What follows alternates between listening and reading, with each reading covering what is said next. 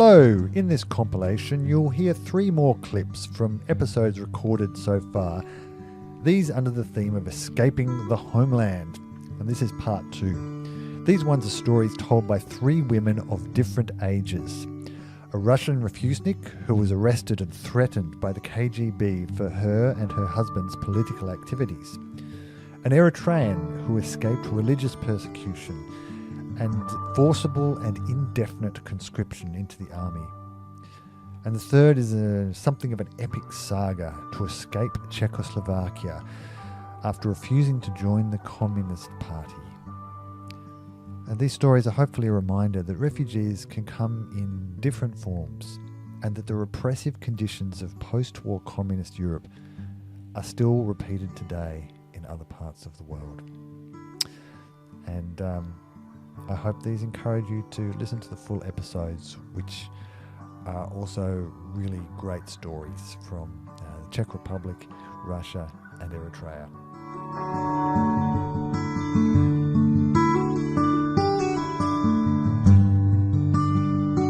In Moscow, we lived in Moscow, and we met people who were close to Sakharov, academic Sakharov, and Solzhenitsyn. We have got even photo of Solzhenitsyn here with children. So they were very close friends of them. And they gave us different books. And we understood that life is absolutely different behind Iron Curtain, where we lived. And we really wanted to live. We wanted to breathe freely, breathe freedom. So we applied to, we collected all documents, but we were refused to go. So it took us 12 years to struggle. It was hard struggle. We had people coming to our house, refusniks as well as us. And they were talking on different subjects about Chernobyl, truth about Chernobyl, about many interesting things. And definitely government did not like this, what we're doing. And eventually we went for demonstration on the Red Square. And it was terrible, terrible crime. Of course, my husband was in prison for that. And that time I had little children. Very small children. They put me in some, cell, and I was sitting there for a few hours and children were crying. Eventually they let me out, but my husband was in prison for 15 days. For these 15 days he lost 10 kilos because it was not good prison, it was criminals. It was summertime in Moscow, very high temperatures and no food, just some stale bread and yes. So after 12 years they let us go, and it was happiest time in our life. We came to Austria on a plane, and first night we did not want to go to sleep because I was afraid to wake up back in Russia. We definitely despised socialism.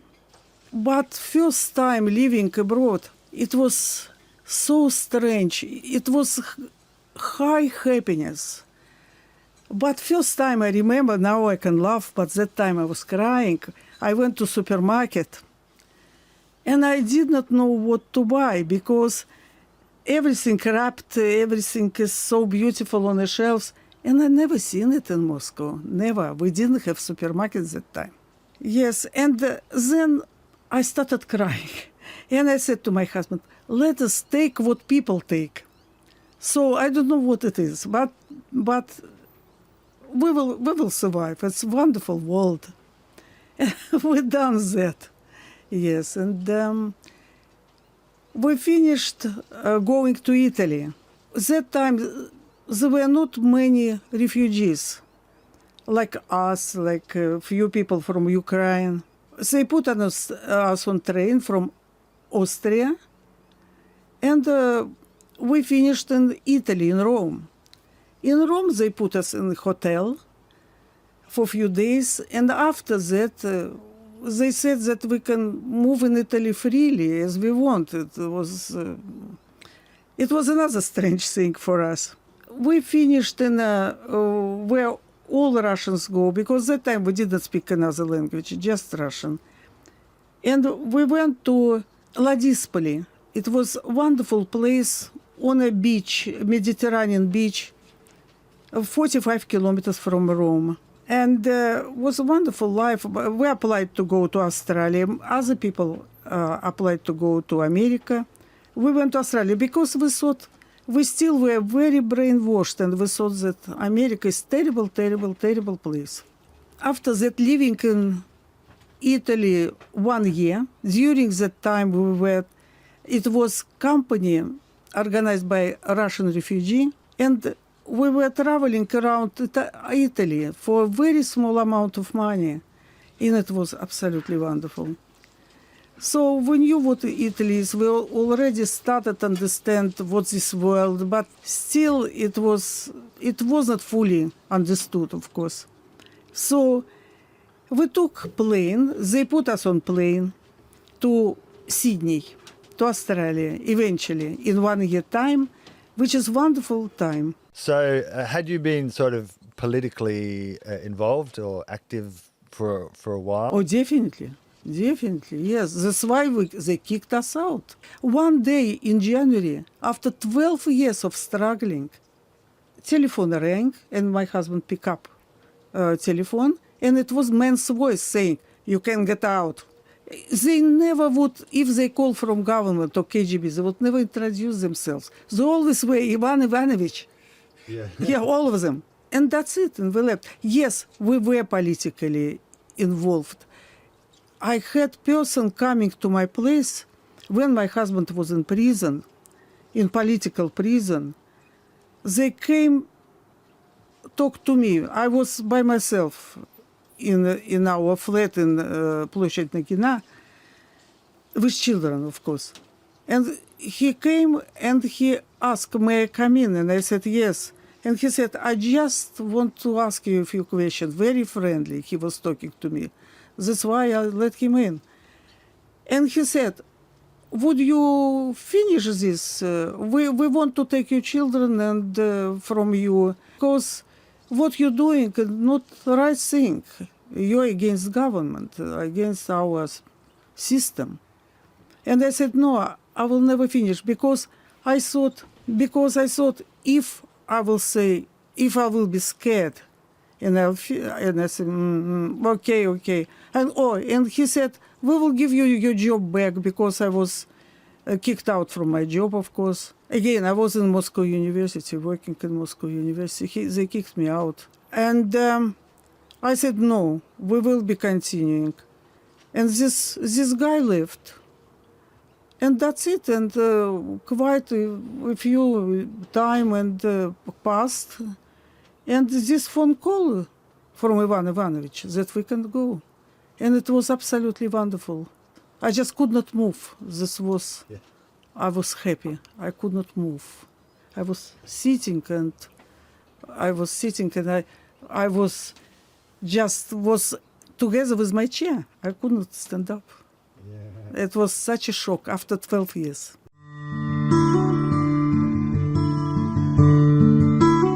Tell me, what brought you to Tasmania in the first place?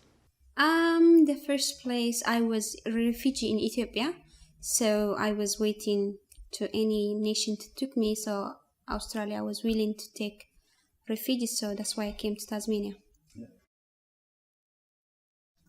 End of 2017, it means now nearly 3 years. How long were you in the refugee camp for in Ethiopia? I was in refugee more than 2 years, and I left my country because of religious persecution, and so I had to leave my country with the same age young people like me, and I had to cross the border at night time, and it was quite difficult. But when we came to Ethiopia, in Ethiopia we were settled there, and then we was refugees, and yeah.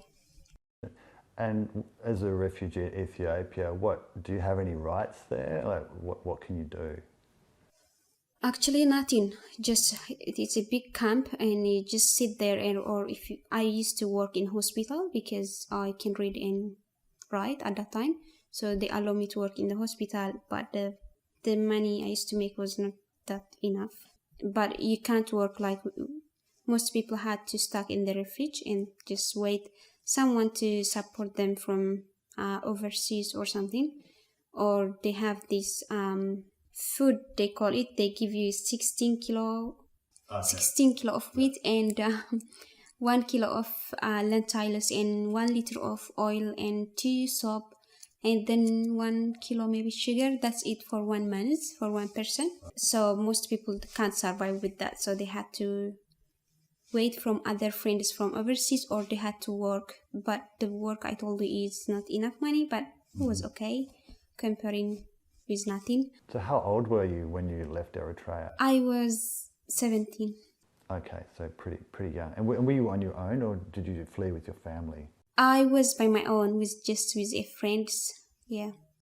I tried to sponsor my brother, but they rejected. So, and I didn't explain why I left. I did explain a little bit why I left, because of religion persecution, and we have dictator government in our country. So it is like there is military training back home and it doesn't finish. It's always there. It's just everyone had to do this thing. Yeah. So people they flee because they couldn't do this all their life, and even when you finish, you educate yourself and do these things, they don't pay you the enough salary. So people, they leave the country because of this all stuff, because of how I can explain, what do you call if something doesn't finish? Unfinished. Yeah, or indefinite. Indefinite military training. So, wow. Yeah. And persecution because of religion, because of other stuff. So that's why people leave the country. So when you flee from your country, you don't think like, what will happen to my family? What will happen? You just think, okay, I'm young. I have ability to leave this country. I will leave.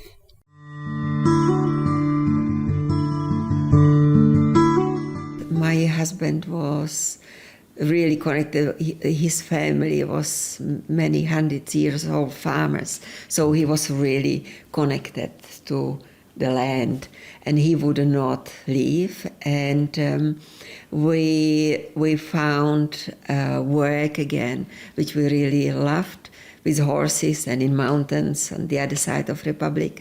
And we started to had really good results. We were given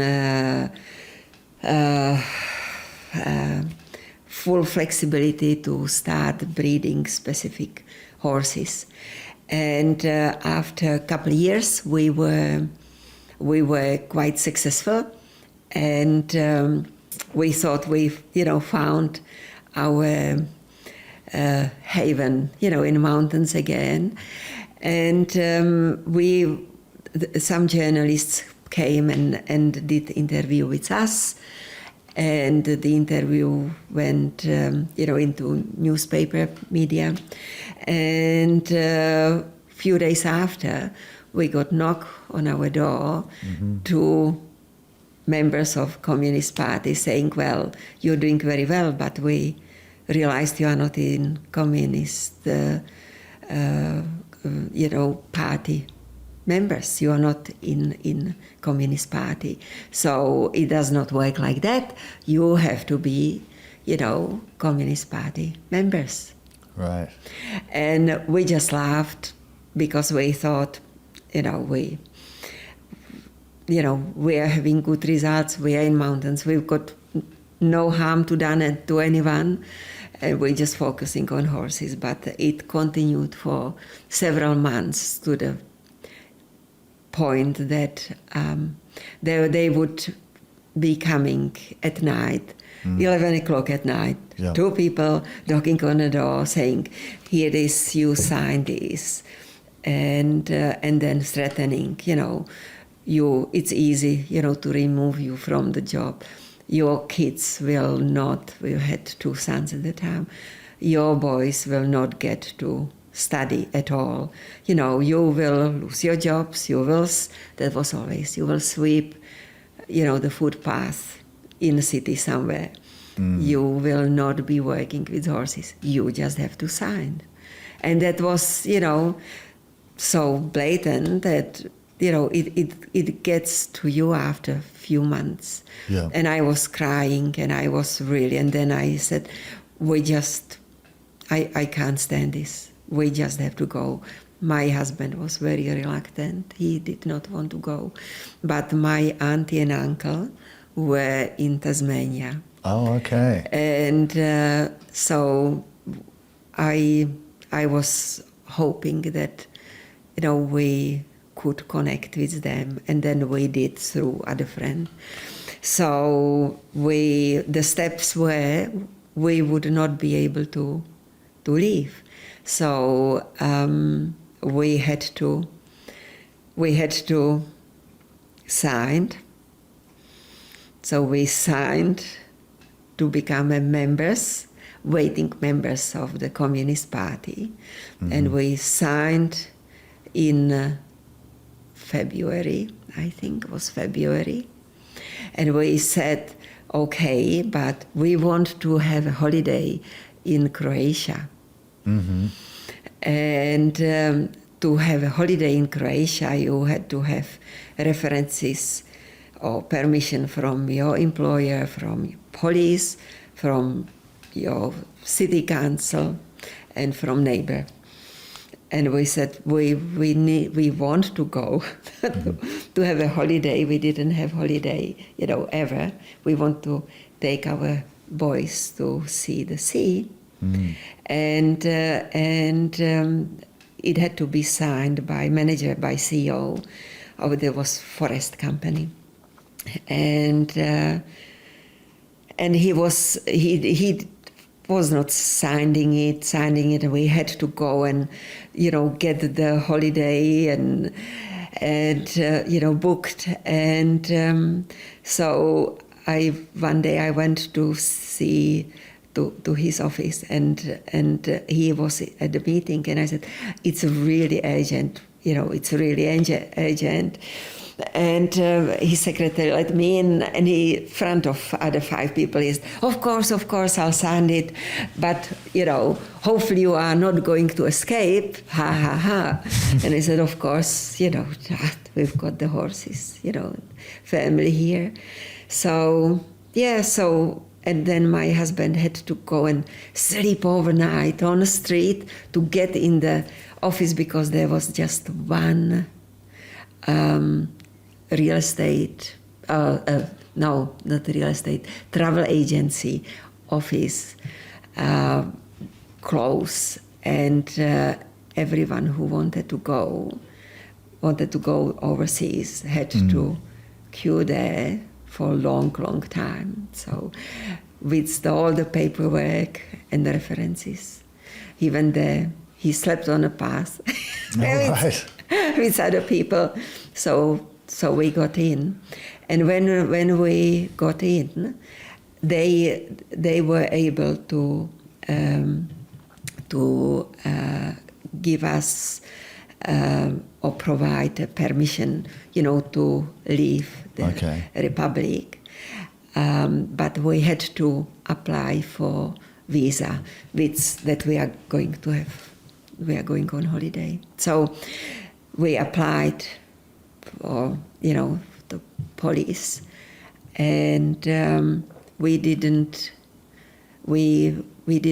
get visa. We did not get permission to take our youngest son with us. So we got permission, 2 of us, taking our oldest son, which he was 5 years old, but the youngest one had to stay home, and that was as a warranty that we would come back. That was, you know, usual way how it was done before. So we had problem on our hands, and you would not believe. And in this day and age, we had to talk about, make plans what to do, and we would not do it unless it was late at night. The house we were living, the horse farm we had was old German farmhouse. The walls were 80 centimeters thick. Yeah, right. And the bathroom was in the middle of the house. And we would not talk about our plan to escape unless it was late at night in a bathroom with running water in bathtub. Oh, right. So we were so hyper-vigilant about that someone would listen to us. And we knew that our neighbor, who was living a few hundred meters away from us, was police informer. And we were so afraid that if, someone would say, a word, we would not be able to go. So we planned. So no one knew. And we decided that I will ask my best friend to go to apply for holiday in Croatia as well. So I went to see her, and I said that we want to leave. We want to go to Tasmania, and would she be willing if we buy holiday for her? Would she be willing to go and apply for visa? So she would go with her daughter, oldest daughter, and our son. And her husband and her oldest son, younger son, would stay at home, so it would not be any problem. So she did, and she got the visa for our younger son. And that was age there was no internet and no computer. So we had, the form, which was just, piece of paper saying that he is allowed to travel to Croatia. He was 4 years old. So we got that and, prepared. No one had to know. We were just, acting as normal, that we are going just for a couple of weeks to Croatia to have a holiday. None of our family knew. No one really knew.